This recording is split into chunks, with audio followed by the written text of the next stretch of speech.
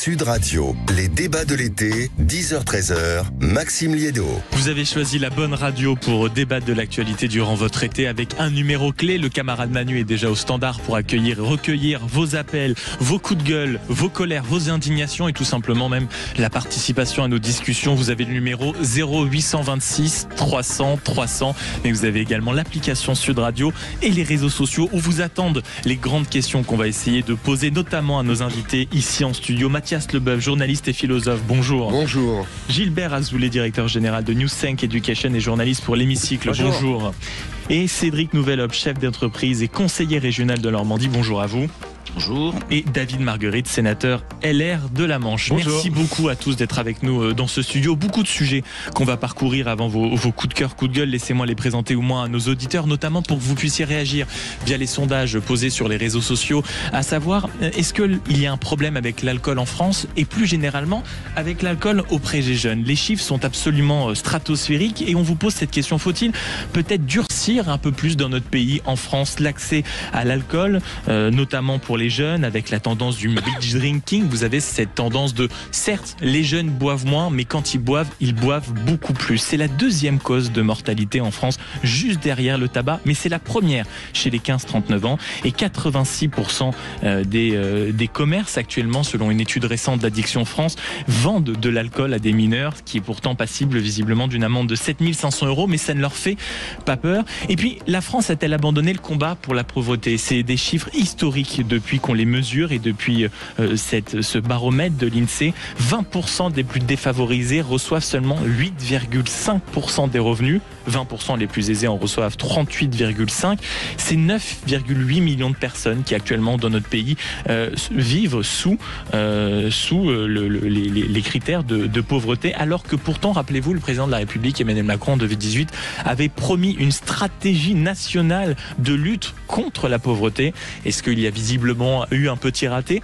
Sans doute, mesdames, messieurs, sans doute. Et puis, vous le savez, le standard est ouvert et on lira bien sûr vos commentaires sur les différents sujets évoqués. Messieurs, vos coups de cœur, vos coups de gueule, pour commencer, pour mettre un peu d'ambiance finalement dans ce studio. J'aimerais commencer par le coup de gueule. Impossible de passer son permis de conduire, vous nous dites, Gilbert Azoulay, et ça, c'est un vrai scandale. Bah oui, parce que ça devient long, hein. Les professionnels, vous savez, ils ont lancé un cri d'alarme. Les places d'examen pour le permis de conduire manquent cruellement en France. Ça, je ne vous apprends rien. Les écoles de conduite dénoncent une pénurie dramatique, hein. C'est le mot qu'ils emploient, qui paralyse l'activité, mais surtout pénalise des milliers de candidats, dont les jeunes, nos enfants, qui généralement enchaînent le bac et le permis, vous le savez. Alors, aujourd'hui, les délais pour obtenir une place à l'examen explosent. Certaines régions affichent des temps d'attente, je ne sais pas comment ça se passe en Normandie, parfois 2, 3, 4, 5 mois. Un manque de personnel parmi les inspecteurs, une gestion peu réactive des services administratifs chargés de répartir les créneaux, et pourtant il y a eu des efforts de fait avec une plateforme, l'accès au permis à 17 ans. Bref, ça ne marche pas. Les conséquences, on s'en doute, découragement des candidats, pression sur les moniteurs, sans compter les répercussions économiques pour les auto-écoles et pour certains élèves, nos enfants, je le répète, des semaines de report qui impliquent des cours supplémentaires et donc des frais supplémentaires pour les pauvres parents. Donc il y a assez de monde qui roule sans permis en France pour ne pas leur donner de prétexte supplémentaire pour continuer sur cette route. Figure-toi que moi, j'ai pas le permis. Oui, donc Mathias Leboeuf, pour vous, aucun risque sur ce passage du permis. C'est pas la priorité. Non, mais c'est vrai que c'est un sujet parce qu'en plus des frais, en réalité, parfois on sait qu'il y a quand même un timing, un délai à respecter très précis entre les jeunes qui cherchent de l'emploi, les jeunes qui partent en études, entre le moment où ils ont commencé à faire les leçons et le moment où ils doivent faire leur rentrée dans les villes respectives. Ce n'est pas toujours évident. Oui, alors moi, il y a la façon de passer le permis. Et il y a les cours tels qu'ils sont dispensés. Moi, je suis assez surpris ces temps-ci. Il y a une grosse tendance. Moi, je l'ai vécu en Normandie avec des accidents de jeunes conducteurs en ce moment. Alors, ça m'a amené à une réflexion. Je me suis dit est-ce que les cours étaient bien appropriés? Est-ce que la façon dont on enseigne à nos jeunes à conduire est pertinente? Parce que pour voir autant d'accidents, je vous donne un exemple. Beaucoup plus sur les derniers temps. Beaucoup plus sans sur les derniers temps. Sans influence particulière. Vous voulez dire pas d'alcool? Non.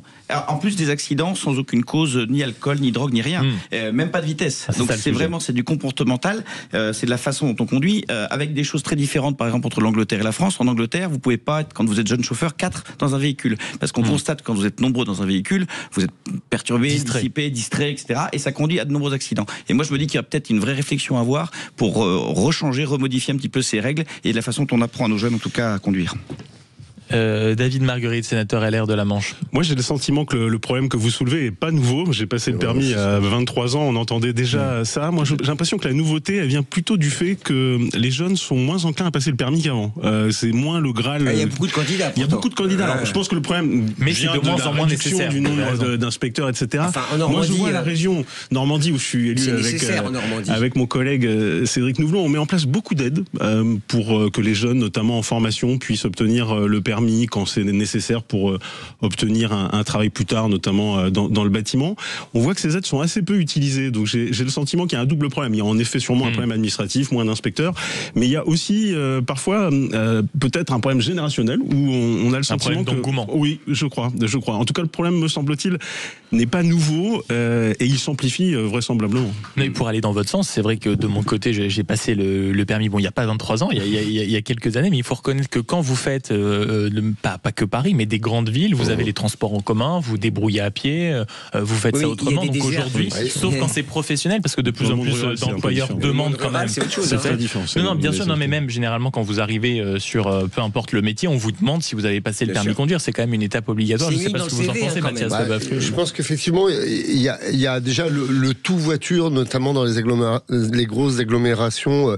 La plupart des mairies ont quand même lutté, en particulier dans les centres-villes, pour avoir une politique alternative qui est pas toujours très efficace, d'ailleurs, de transport en commun. Et puis, on va parler de la pauvreté tout à l'heure. Faut rappeler que une voiture, c'est un budget, et c'est un budget qui est extrêmement lourd, et notamment quand on est jeune et qu'on a une première activité, ça grève quand même beaucoup le portefeuille. Donc, et toutes les options qui vont avec, l'essence, les assurances, les révisions, les contrôles techniques. On se souvient d'ailleurs que le départ du mouvement des Gilets jaunes concernait l'essence et la taxe sur l'essence. Donc il y a ce problème-là aussi qui est quand même extrêmement important et qui, à mon avis, pèse énormément, notamment sur le choix des jeunes. Mathias Leboeuf, journaliste et philosophe, vous aviez la parole, gardez-la, parce que vous avez un coup de gueule à passer, notamment sur les arrestations massives de maires en Turquie, c'est ça ? Oui, je voulais parler de la Turquie parce que je trouve qu'on en parle assez peu. Alors l'actu internationale est trustée par à la fois l'Ukraine et puis ce qui se passe en Israël et en Iran, et on parle peu de la Turquie.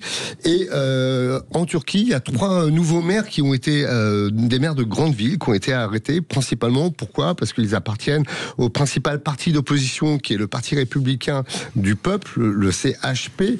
Alors c'est des arrestations qui touchent des maires de grandes agglomérations, puisqu'il y a le maire d'Adana qui fait 1,5 million d'habitants, d'Antalya 3 millions, qui est une ville assez connue, et puis une 3e ville un peu plus petite, Dadi Yanou, et ces maires ont été arrêtés de façon assez arbitraire.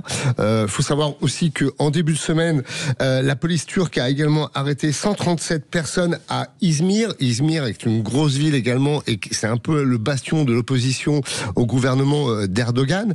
Et ces arrestations font suite à une arrestation elle-même qui date du mois de mars, du 19 mars. C'est celle du maire d'Istanbul qui a été arrêté. Qui a provoqué d'immenses manifestations en plus. Qui a provoqué d'immenses manifestations pacifistes, silencieuses. Il y a 2 millions de personnes qui sont descendues dans les rues pour manifester. Manifestations qui ont été réprimées assez sévèrement également.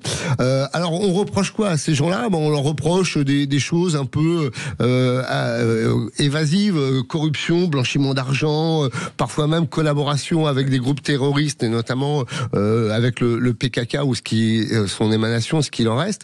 En fait, il y a un durcissement extrêmement dur du pouvoir de Erdogan, qui se lance dans une forme de répression très sévère de toute forme d'opposition. Pourquoi ? Parce que le CHP a gagné les élections en 2024, des élections locales, et que se profilent en 2028 de nouvelles élections, et Erdogan fait le ménage. Et je trouve que déjà, c'est très inquiétant pour la Turquie et la démocratie de la Turquie, et qu'on en parle trop peu. C'est pour ça que je voulais en parler aujourd'hui. Le commentaire de Gilbert. Oui, le problème d'Erdogan, c'est qu'il rend service à beaucoup de pays, avec les réfugiés, avec plein de sujets de relations entre... Il fait même du chantage à l'Europe sur les migrants. Donc on lui donne quasiment un blanc-seing pour faire à peu près tout ce qu'il veut, puisque ça fait longtemps. C'est pas nouveau, cette répression sévère contre tous les opposants. Et je dois dire que là, il fait ça en toute impunité. Et j'ai presque envie de dire, on se cache un peu les yeux, en tout cas les diplomaties européennes et étrangères.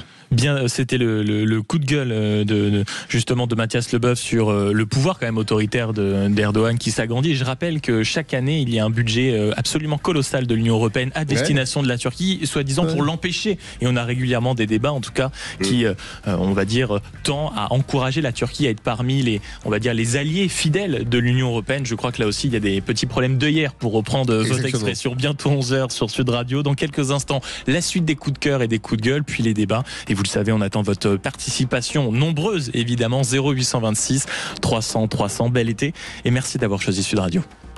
Sud Radio. Sud Radio. Parlons vrai. Parlons vrai. Sud Radio. Parlons vrai. Sud Radio, les débats de l'été, 10h-13h, Maxime Liédo. Encore une heure de débat intense et avant qu'on mette les mains dans le cambouis de l'actualité avec cette question, notamment Emmanuel Macron vient de retrouver le droit de dissoudre. Déjà, le faut-il? Et surtout vous, auditeurs au 0826 300 300, réseaux sociaux, application Sud Radio, est-ce que par rapport à la dernière dissolution, vous allez changer votre vote? Ou au contraire, vous étiez très déterminé pour la dernière fois, il n'y a pas de raison que ça change. Venez témoigner, appelez-nous. Et puis le constat sur l'alcoolisme chez les jeunes, on a notamment, vous allez voir quelques sons à vous écouter pour que vous compreniez la mécanique dans laquelle certains sont entrés. Et puis la pauvreté, Emmanuel Macron en 2018 avait proposé un grand plan pour lutter contre ça. Vous allez voir qu'on n'en est quand même pas là, mais juste avant ces sujets d'actualité, c'est la suite des coups de cœur et des coups de gueule de nos invités. Nous sommes toujours avec Mathias Leboeuf, journaliste et philosophe, Gilbert Azoulay, directeur général du New Think Tank Education, journaliste pour l'hémicycle aussi, Cédric Nouvelot, chef d'entreprise et conseiller régional de Normandie, et David Marguerite, sénateur LR de la Manche. Et puisque vous êtes le dernier que je présente, c'est vous qui allez faire votre coup de cœur, parce que c'est la PPL Grémillet. Bon, alors c'est du jargon politique, mais ça arrive au Sénat et c'était justement la loi de programmation sur l'énergie. Oui, c'est un débat extrêmement important. Et pourquoi je voulais en faire un coup de cœur aujourd'hui? Parce que s'il n'y avait pas eu cette initiative parlementaire de mon collègue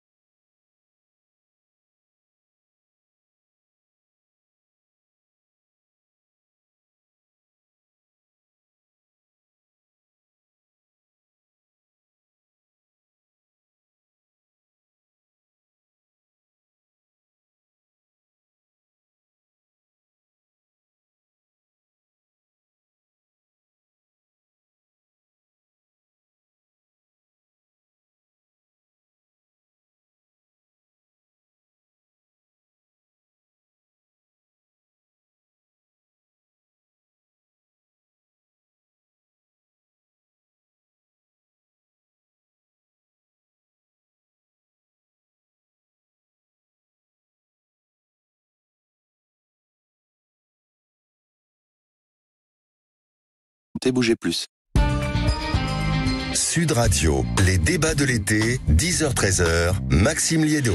Nous sommes toujours en présence de Mathias Leboeuf, journaliste et philosophe, Gilbert Azoulay, directeur général du News 5 Education, journaliste également pour l'Hémicycle, Cédric Nouvelot, chef d'entreprise et conseiller régional de Normandie, et le sénateur LR de la Manche, David Margueritte, avec un sujet forcément hautement politique. Je vous lis quand même ce que disait Vincent Trémollet de Viguer, le directeur du Figaro, dans son vidéo ce matin. Il parle évidemment d'une politique éparpillée façon pulse suite à la décision du président Emmanuel Macron. Petit clin d'œil évidemment au tonton flingueur. Et il a cette formule que j'ai notée parce qu'elle est assez réaliste, cruelle, mais surtout amusante. C'était une sorte de chef-d'œuvre dans l'erreur.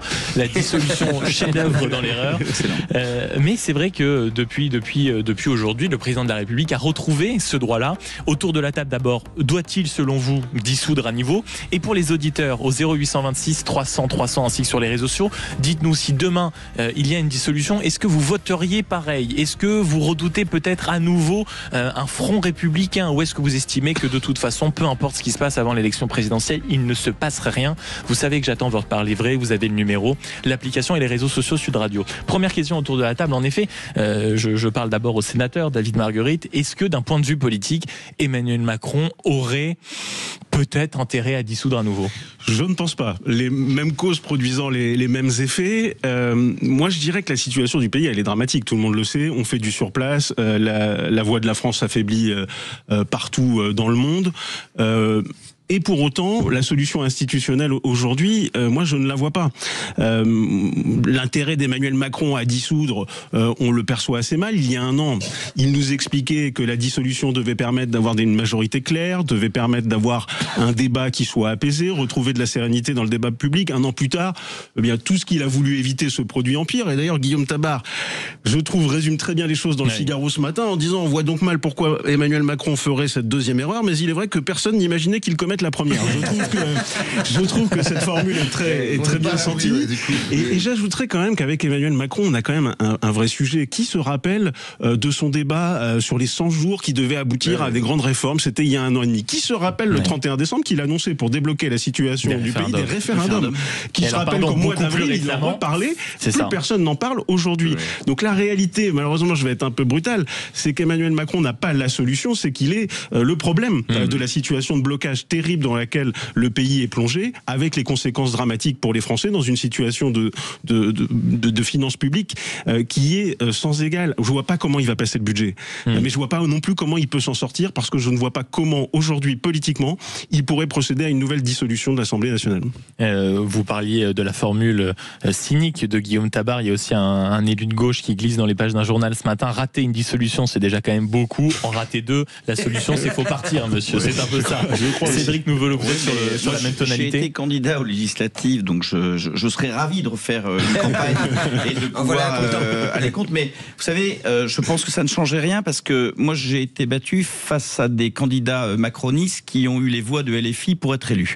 Donc à partir du moment où on a des socialistes qui resteront hypocrites, qui aujourd'hui nous montrent qu'ils sont en guerre contre le LFI, mais qui demain on aurait une dissolution, ils représenteraient des candidats communs pour évidemment continuer de vivre et d'exister. Donc c'est ça votre agacement principal, c'est qu'il le seul changement réel, ça serait effectivement une démission du président de la République, qu'on revote pour une assemblée pour donner une majorité à un nouveau président. Pour l'instant, ça n'aurait aucun impact. Alors oui, il y aurait à la marge un peu de modification. La seule évolution qui est en ce moment, et moi j'en suis ravi, David partagera mon avis, c'est que on a au moins, avec l'avenue de Bruno Retailleau, on a vu que les dernières élections, les partielles, ce sont des candidats LR qui ont gagné. Donc ça montre quand même qu'il y a une évolution qui se fait favorable. Donc elle serait favorable au LR, moi je m'en réjouis, mais ça changerait pas globalement ces grands équilibres, encore une fois, parce qu'on est en face des gens qui n'assument pas. On aura encore un front républicain contre le RN de LFI qui iront voter pour des candidats macronistes qu'ils critiquent à longueur de journée. On voit bien qu'il y a un manque de cohérence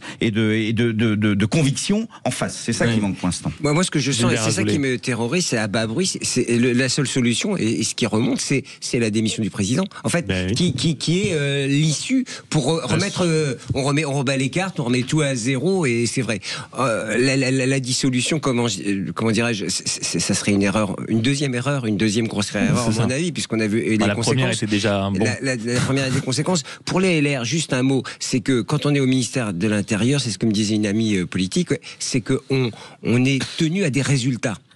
On est tenu à des résultats parce que c'est statistiquement, on peut dire, ça a baissé, ça a augmenté. Donc là aussi, il y a un sujet de remettre des élections sur la table pour les LR, de dire bah oui, mais ils ont dit vous allez voir ce que vous allez voir, et on n'a pas vu. Donc c'est doublement pour ne pas être en faveur des élections législatives, une nouvelle dissolution qui sera à mon avis une erreur historique. Non, puis dissolution, élections législatives, après dans 9 mois les élections municipales, puis suivi des présidentielles. Enfin le peuple, la population dans l'élection permanente. Et le pays est complètement bloqué. Les commerçants, les artisans vous diraient actuellement c'est compliqué économiquement, mais c'est compliqué parce qu'il y a eu aussi la précédente dissolution et ça le restaurait, ça bloque un pays. En cas de nouvelle dissolution, voteriez-vous différemment? Vous a-t-on posé sur l'application et les réseaux sociaux Sud Radio? Non, je ne voterai pas différemment à plus de 72%. Et puis dans les commentaires, évidemment, il y a notamment Pierre qui nous dit j'ai voté pour une France forte, pas pour envoyer à l'Assemblée nationale des députés qui ne me représentent qu'à et qui pour la plupart du temps nous offrent un spectacle navrant. C'est pas faux. Moi de mon côté, s'il y a une nouvelle dissolution, c'est ça. Olivier nous dit moi de mon côté je resterai à la maison. Carabolage qui nous dit j'ai toujours voté contre la gauche, je ne changerai pas ma manière de voter. Voilà, au moins c'est clair. Mathias Leboeuf, vous sur si jamais demain. À mon avis, il n'est pas d'accord. Oui. On a besoin d'un éclairage du philosophe, je pense.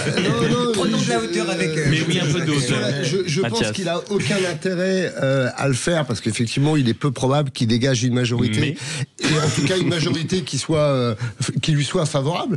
Mais effectivement, il n'est pas impossible qu'il soit amené à le faire, qu'il soit obligé de le faire parce qu'il va y avoir le budget qui va être voté ou qui va être tenté d'être voté. On aura à nouveau peut-être des motions de censure et on sera à nouveau dans une impasse probablement. Et il n'est pas impossible que cette dissolution soit le seul outil de déblocage auquel Emmanuel Macron est recours. Je suis surpris, autour de moi, vous êtes davantage plongé dans le milieu politique, mais c'est surprenant quand vous croisez parfois que ce soit des parlementaires, des ministres, certains, j'ai l'impression, dites-moi ce que vous en pensez, commence à être très attentif à l'hypothèse d'une démission d'Emmanuel Macron. Non pas pour le fait de lâcher le pouvoir, mais de dire en réalité, sa passion pour le théâtre et sa façon de dire en réalité, vous ne me l'imposerez pas, vous ne voulez pas de moi, je vais vous laisser dans la mouise pour parler poliment et je m'en vais tranquillement, on en reparlera dans 2 ans, 5 ans, 10 ans, comme vous l'avez dit ce week-end. Est-ce que vous y croyez rapidement autour de la table? Je n'y crois pas parce que je pense que ça ne correspond pas à son profil psychologique. Et je crois justement que sa déclaration devant les jeunes macronistes samedi en dise long sur son incapacité complète à se remettre en cause et à se projeter de nouveau comme futur président de la République. Moi, je crois que la solution pour le pays, en effet, c'est lui qui la détient quelque part son départ, mais je n'y crois pas. Je crois aussi que le retour du clivage droite-gauche dont parlait Cédric dans les partiels est de bon augure et nous permettrait probablement de retrouver un peu de démocratie apaisée. Oui. De toute façon, tout va jouer avec le budget. À mon avis, ça va être la fin de la récré. On va voir ce qui va se passer parce que, à mon avis, c'est là que tout va jouer. Et il y a un enjeu tellement important à ce moment-là que. Mais vous parliez de la récréation, malheureusement, du côté des jeunes. Vous allez le voir, c'est le moment de notre prochain débat. La récréation ne peut pas se faire sans alcool, surtout durant l'été. La tentation du binge drinking, des boissons qui sont vendues de façon totalement illégale en magasin, avec l'équivalent d'une canette qui représente en réalité 4 shots de vodka. C'est la nouvelle tendance et vous les entendrez d'ailleurs sur cette antenne. Faut-il commencer à limiter l'accès à l'alcool en France, notamment pour les jeunes, mais peut-être de façon beaucoup plus large? C'est quand même la 2e cause de mortalité après le tabac dans ce beau pays au drapeau bleu, blanc, rouge. Il est 11h29. Vous êtes sur Sud Radio et vous avez le numéro pour venir discuter avec nous en studio. 0826 300 300. À tout de suite. Sud Radio. Sud Radio. Parlons vrai. Parlons vrai. Sud Radio FR. Sud Radio, les débats de l'été, 10h-13h, Maxime Liédo. Alors ça, c'est un débat généralement qui agite absolument tout le monde. C'est la une d'aujourd'hui en France qui parle de cette tentation et même de cette nouvelle tendance chez les jeunes, tendance peut-être pas, mais de cette nouvelle façon de consommer de l'alcool. Peut-être un peu moins régulièrement, mais 3-4 fois par semaine quand même, dans une quantité importante, avec en plus, on va dire des commerçants qui ne respectent pas, mais alors pas du tout les consignes, à savoir que la vente d'alcool pour les mineurs se fait dans le plus grand des calmes et sans aucune sanction. Comment vous regardez ça, vous, autour de la table? Et pour que tout le monde comprenne un peu la tendance, j'aimerais vous faire un petit, comment je pourrais dire ça, un petit témoignage, vous le faire écouter. C'est des paroles de jeunes qui évoquent leur passion, on va dire. Moi je bois, j'ai envie de boire, j'ai envie de m'éclater. Là je fais 5 jours, je meurs. Mon cœur, je le pose et pam! C'est pas ce qui nous pousse à le faire, mais on picole, il faut l'avouer. On repousse les limites. On repousse nos propres limites, il faut l'avouer. Voilà, il faut l'avouer, on repousse les limites. Alors, il s'agit évidemment pas de nier que nous n'avons pas eu des périodes de fête, que nous n'avons ici autour de la table tous forcément un moment. Oui, jamais. Alors ça, personne n'y croit. Mais non, mais je veux dire, on a tous eu des moments évidemment comme ça, même s'il faut le consommer avec modération, de vrais moments de fête, des vraies soirées qui ne finissent pas, des retrouvailles entre amis où il y avait plus de bouteilles que de participants. Néanmoins, on peut s'interroger sur cette tendance où le seuil des premiers verres d'alcool et des premières cuites, c'est quand même 14 ans. Il faut rappeler que c'est la première cause de mortalité chez les 15-30 ans. D'où cette question que j'ai posée aussi sur les réseaux sociaux et l'application Sud Radio. Faut-il limiter l'accès de l'alcool en France? Pour les adultes sûrement, parce qu'après tout c'est un enjeu de santé publique, mais aussi pour les plus jeunes. Gilbert Azoulay, vous êtes très engagé sur le sujet déjà. Parce que d'abord j'ai des enfants qui sortent, on va dire. Il faut. Où sont les parents? D'abord c'est un problème d'éducation. Hein. Moi je serais pour, comme en Scandinavie, 0. Au volant, c'est 0. C'est-à-dire au volant, mais là, c'est sans parler du volant. Ça donne un tempo. Et je veux dire qu'on est dans un pays où il suffit de passer un coup de fil sur une plateforme pour recevoir du shit et n'importe quoi à la maison, hein, service premium. Donc évidemment, l'alcool, c'est très compliqué de. Ça veut pas dire que j'en ai commandé, hein, que je vous vois me regarder. Je dis simplement et je commente. Je dis simplement que dans un pays où on peut faire ça, l'alcool finalement, il est en libre circulation depuis longtemps dans un pays de tradition, évidemment, de production et de tolérance un petit peu parfois. Je pense qu'il faut être radical. Il faut des mesures radicales. C'est 0 au volant, point. Il y a un SAM qui va conduire. Oui, mais pour les jeunes, parce que là, alors vous avez raison sur le volant, mais vous avez raison. Le sujet étant que là, ce ne sont pas des jeunes qui prennent le volant, ils se rassemblent. Il faut l'interdire, évidemment. Il faut l'interdire et beaucoup plus réglementé. Mais donc c'est déjà interdit, en effet, pour les mineurs. On voit que dans les... Je vais vous raconter une anecdote. Il y a 20 ans, les commerçants ne donnaient pas des tickets de caisse parce qu'il y avait un peu d'argent qui circulait. Et ils ont mis une loi, si vous ne donnez pas de ticket de caisse et que vous faites choper, il y avait une amende colossale. Je peux vous dire que tout le monde donne un ticket de caisse. Et ben là, si on chope quelqu'un avec une bouteille, il faut peut-être accentuer les contrôles et renforcer tout ça. Mathias Leboeuf. Moi, j'ai l'impression que ça a toujours été un peu le cas, c'est-à-dire que on est des mâles blancs de plus de 50 ans et on est les jeunes ils picolent. Franchement, je pense que on fête le bac, tous on a à un moment donné quand on est jeune eu tendance peut-être à forcer un peu sur la fête et sur ça c'est la première chose. La deuxième chose, comme le disait Gilbert, c'est une question vraiment d'éducation et le rôle des parents est fondamental sur ce plan-là. Mais ça, malheureusement, c'est difficile d'intervenir. Et la troisième chose, justement, c'est là où je voulais en venir. Moi, ce qui me sidère, c'est l'absence totale de voix publique, de campagne de sensibilisation. Vous trouvez rien. Vous trouvez. Comment vous trouvez vraiment? Moi, j'ai l'impression qu'à chaque fois que je regarde la télé ou que j'écoute la radio ou que je lis quelque chose, on me dit les 5 fruits et légumes, alors consommer avec modération. La preuve, j'ai même dû le dire, consommer avec modération par principe. Non, mais le SAM, c'est celui qui. Enfin, tu vois, il y a eu quand même un peu de sensibilisation autour du thème. Je trouve que. Pour vous, Mathias Leboeuf, on manque de campagne de prévention. Et je vois que le sénateur Marguerite est plutôt pour. Je suis plutôt d'accord avec ce que vous dites, parce qu'en effet, les campagnes de sensibilisation qui existent sont plutôt des campagnes sur l'alcool au volant, etc. Sur les dangers de l'alcool en tant que tel pour la santé, il y en a moins. Alors il faut dire qu'on vient plutôt de loin dans le pays. On a été très fort sur les campagnes anti-tabac qui ont fonctionné d'ailleurs, puisqu'il n'y a jamais eu aussi peu de jeunes qui fument. C'est le prix du tabac qui a fonctionné plus que tout. Alors, il y a le prix bien sûr, mais il y a quand même la question des campagnes de sensibilisation sur le tabac et le lien direct sur les préjudices sur la santé. Là, elles ont été massives, intensives et elles ont fonctionné. On vient de loin, je le disais, parce que vos auditeurs me corrigeront si je me trompe, mais il me semble qu'on servait le vin à la cantine jusqu'en 1965 et dans les lycées jusqu'en 81. C'est juste pour resituer le débat culturel qu'on peut avoir. On mettait du Calvados dans les biberons au début du siècle. J'ai retrouvé des carnets de santé des années 40 où c'était prescrit. C'était prescrit. Donc en effet, culturellement, on vient de plus loin. Maintenant, moi j'ai le sentiment quand même que les jeunes se radicalisent sur les deux versants. C'est-à-dire que vous retrouvez de plus en plus de jeunes qui ne boivent plus une goutte d'alcool et qui sont militants de cela.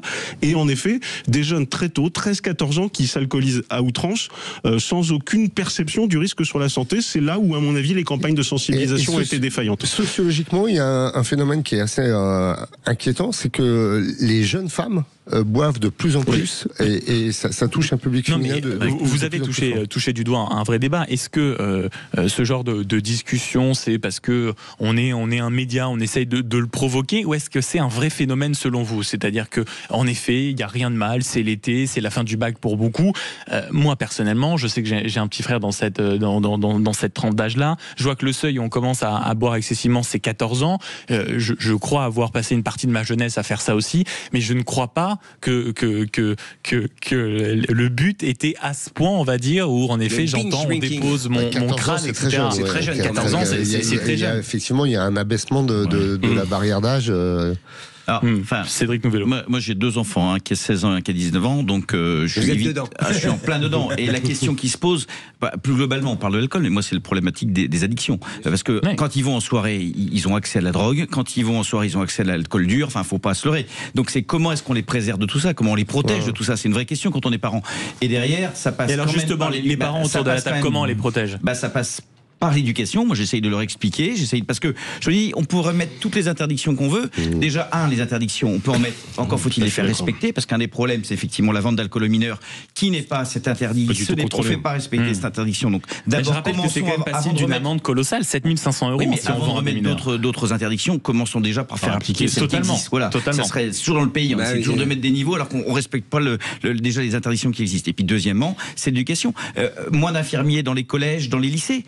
C'est aussi une voie importante pour expliquer, pour sensibiliser les jeunes. Ça aussi, ça passe par là. Faut pas qu'on s'étonne. On met moins de moyens à un moment pour sensibiliser les jeunes. Effectivement, on le retrouve. Et puis, ça passe quand même par l'éducation. Enfin, il y a un moment, on fera ce qu'on veut, mais ça passe par là. Alors, nul n'est. C'est pour ça que quand j'entends des campagnes de sensibilisation, sans doute, il n'y en a-t-il pas assez. C'est un vrai débat. En revanche, est-ce que c'est à l'État de s'occuper à ce point, si vous voulez, des jeunes qui tout d'un coup ont envie de boire un coup sur la terrasse, on est dans le milieu scolaire pour expliquer en quoi ça peut être néfaste pour la santé, je pense que oui. Ça, qu'on remette des moyens dans le milieu scolaire pour expliquer quelles que soient les addictions, drogue, alcool ou numérique, on peut qu'il y ait vraiment des campagnes soient faites, ça oui, en complément. Parce qu'il y aura des parents qui ne le feront pas. On tape toujours dans le sujet, c'est-à-dire quand on parle de sexualité, c'est l'école qui doit faire. Quand on parle d'addiction, c'est l'école qui doit faire. Quand on parle de civisme, c'est l'école. Faut pas trop demander à l'école, et je te rejoins sur ce point, c'est l'éducation. C'est vrai qu'à la base, si on dit pas, on n'identifie pas les dangers très tôt, c'est vrai qu'on est dans un environnement de tolérance. Un petit coup, c'est pas si grave après tout. C'est vrai que il faut quand même qui encourage aussi. C'est ce que j'allais dire. Il faut partir du principe qu'il y a quand même une défaillance de certains parents. Voilà, c'est là où je veux en venir. C'est vrai qu'il faut être très exigeant sur ce point-là, parce qu'on trouvera toujours de l'alcool ou de la drogue, où qu'on soit, ou quel que soit. Je ne raconterai pas ici la première fois que mes parents ont découvert une bouteille d'alcool dans ma chambre, mais je m'en souviens. Est-ce que c'est à l'État de le faire? Oui, effectivement, déjà pour pallier la défaillance parentale et familiale dans bien des cas. Et puis il y a quand même un enjeu de santé publique, voire même de sécurité publique, parce que l'alcool au volant, c'est pareil. Donc l'État, malheureusement, devrait prendre sa part et contribuer à éduquer. C'est de la prévention. Oui, c'est ça. En France, on est toujours en traite, mais on a bien du mal, effectivement, à agir au niveau de la prévention. Et là, il y a une vraie prévention à faire. Encore une fois, la développer serait pas mal.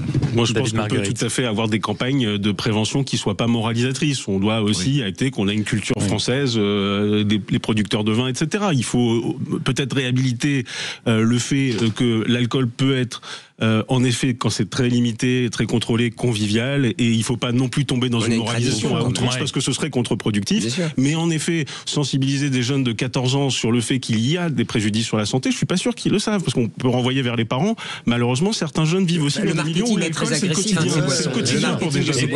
Comment voulez-vous que des parents qui sont alcoolisés puissent dire à leurs enfants que c'est pas bien aussi à un moment?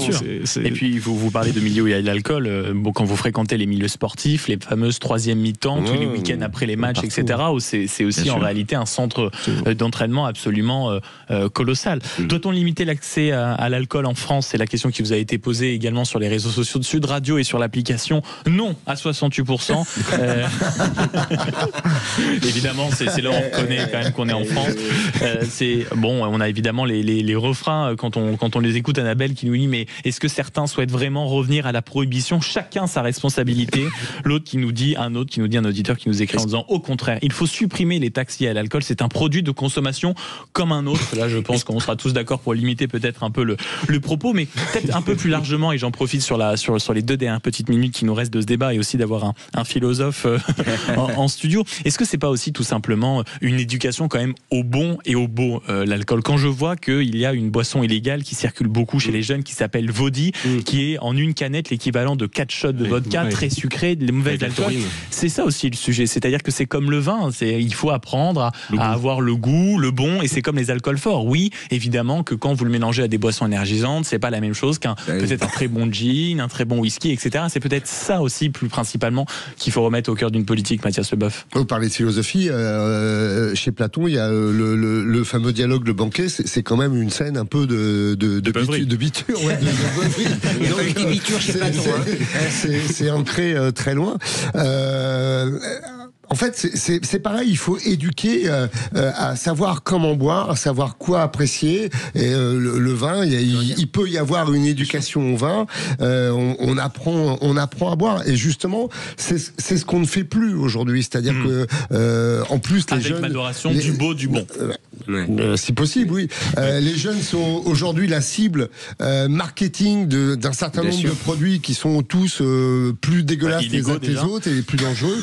Et ça, c'est un vrai problème. Est-ce que je peux me permettre de poser une question politique? Quand on a 68% des Français qui sont contre, quand on est en politique, qu'on doit décider, dire je vais interdire, est-ce qu'on a un peu les... ils l'ont fait sur la cigarette, je suis pas sûr que c'était voulu par 68%. Il faut pas prendre des décisions en fonction des sondages, simplement, mais en revanche, c'est une indication de ce que j'expliquais tout à l'heure sur le rapport à l'alcool dans notre pays, et peut-être en effet de bien discerner ce qui relève de l'éducation au goût, de ce qui relève du patrimoine culturel du pays également. Moi, je pense aux producteurs, aux viticulteurs peut-être qui nous écoutent et qui n'ont pas envie d'avoir un discours qui serait complètement contraire à l'intérêt de leur production, qui n'est pas en cause dans la santé publique. Oui. C'est vraiment le rapport à l'alcool et en effet à l'alcoolisation à outrance avec des boissons qui n'ont rien à voir avec le patrimoine de notre pays et qui sont commercialisées, même si elles sont interdites, qui sont commercialisées. Qui sont aussi de vraies tendances avec des jeux, des modes. Cédric Nouvelot, le mot de la fin sur ce sujet. David Marguerite l'a tout à fait dit tout à l'heure, on a aussi une radicalisation de nos jeunes sur ce sujet comme sur d'autres. Donc là encore, l'éducation, oui, la prévention, oui, et puis effectivement, lier l'un et l'autre, à la fois le scolaire, et puis je n'oppose ni les parents avec le scolaire, ni rien. Je pense que c'est un travail collectif à mener à ce niveau-là. On se retrouve dans quelques instants sur Sud Radio, toujours en compagnie et vous venez de les entendre, Mathias Leboeuf, Gilbert Azoulay, Cédric Nouvelot, David Marguerite. Et cette question, le taux de pauvreté atteint un niveau record en France. La France, notre pays, tout simplement a-t-il décidé de cesser de mener le combat contre la pauvreté? On se rappelle pourtant de la promesse du président de la République. Que doit-on faire? Parce que les chiffres sont absolument scandaleux. Une idée quand même, c'est le taux le plus élevé depuis le lancement de l'indicateur INSEE en 1996. 11h45 et vous êtes bien sur Sud Radio. Sud Radio, c'est vous. Sud Radio, les débats de l'été, 10h-13h, Maxime Liédo. Dernière ligne droite dans vos débats de l'été, dernier sujet de débat. On attend toujours et on lit, vous l'avez vu, vos réactions, commentaires, application Sud Radio, le standard 0826 300 300, évidemment les réseaux sociaux. Et ce dernier sujet qui est franchement sur toutes les lèvres aujourd'hui, vous l'avez entendu dans la matinale ce matin, la France a-t-elle abandonné le combat contre la pauvreté? C'est vrai que les chiffres sont absolument sidérants. 9,8 millions de personnes sont actuellement touchées par ce phénomène. C'est quand même, on le rappelle, le baromètre, ce sont les individus qui touchent moins de 1288 €. On atteint un pourcentage qui est considérable, 15,4%. On se souvient pourtant des mots du président de la République qui avait promis d'éradiquer ce phénomène. On se souvient aussi des photos peut-être plus inappropriées du président en vadrouille une nuit. Autour de la table, qu'est-ce que vous en pensez? Est-ce que vous considérez en effet que tout simplement les politiques peut-être avec les agitations un peu partout du monde ont perdu ce combat-là? Oui, je crois que c'est encore une promesse d'Emmanuel Macron qui n'a pas été tenue. Et là, pour le coup, on a des chiffres qui démontrent à quel point les données de 2017, 10 ans après, sont catastrophiques, puisque je crois qu'on a progressé de 15% si on chiffre les personnes qui sont sous le seuil de pauvreté. La réalité, c'est que c'est pas l'augmentation de la dépense publique qui règle le problème de la pauvreté avec les minima sociaux, etc. Pourquoi ? Parce que s'il s'agissait simplement de mesurer l'efficacité d'une politique publique à la dépense, il n'y aurait pas de problème de pauvreté dans notre pays. Le problème, il vient, me semble-t-il, d'un changement radical de logiciel auquel il faudrait procéder, qui repose d'abord sur le travail, faire rentrer davantage de gens sur le travail. Moi, je suis toujours surpris que quand on m'explique qu'à 5% de taux de chômage, on est sur le chômage structurel. Il faut aller chercher, et c'est le deuxième sujet, les personnes éloignées de l'emploi, avec des politiques de formation qui soient adaptées. Et puis le dernier sujet, c'est l'orientation. Ce qui ne fonctionne pas aujourd'hui dans notre pays, et ce que ces chiffres révèlent, c'est l'ascenseur social qui est en panne. La fameuse méritocratie qui n'existe plus. Exactement, qui n'existe plus. Pourquoi ? Parce que on n'a jamais mis autant d'argent en public dans les politiques d'égalité des chances, de bourse au mérite, etc. Et jamais il y a eu autant de reproduction sociale. Les chiffres le démontrent aujourd'hui. Je crois qu'il faut 5 générations pour un fils d'ouvrier pour atteindre le niveau d'un fils de cadre. C'est donc le problème de l'orientation qu'il faut changer, me semble-t-il, radicalement, en permettant à des jeunes de découvrir les métiers le plus jeunes possible, en confiant aux régions la responsabilité de l'orientation pour les rapprocher du monde économique et du monde des collectivités, pour qu'ils puissent changer leur chemin de vie.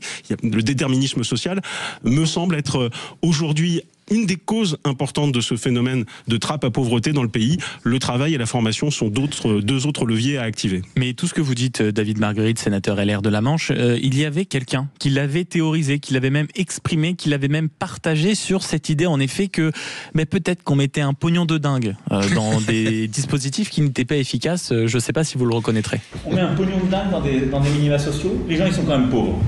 On n'en sort pas. Les gens qui restent pauvres, ils restent pauvres. Ceux qui tombent pauvres, ils restent pauvres. On doit avoir un truc qui permet aux gens de s'en sortir.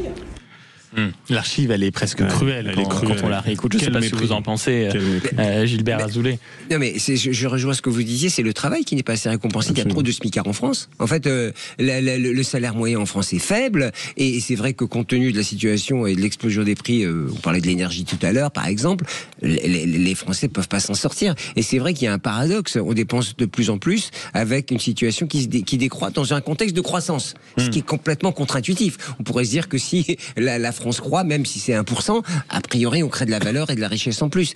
Alors, sans aller par de problématiques de répartition, l'ascenseur social, il commence bien plus tôt que l'orientation. Hélas, il commence dès dans le scolaire, dès la petite école, dès le collège, et évidemment, il faudrait favoriser l'accès à tous ces métiers, aux carrières au plus large. Sur le travail peut-être qui ne rémunère pas assez, je m'adresse au chef d'entreprise aussi que vous êtes, Cédric Nouvello. C'est vrai qu'il y a un vrai sujet sur le travail qui paie, qui ne paie pas assez, qui ne paie plus.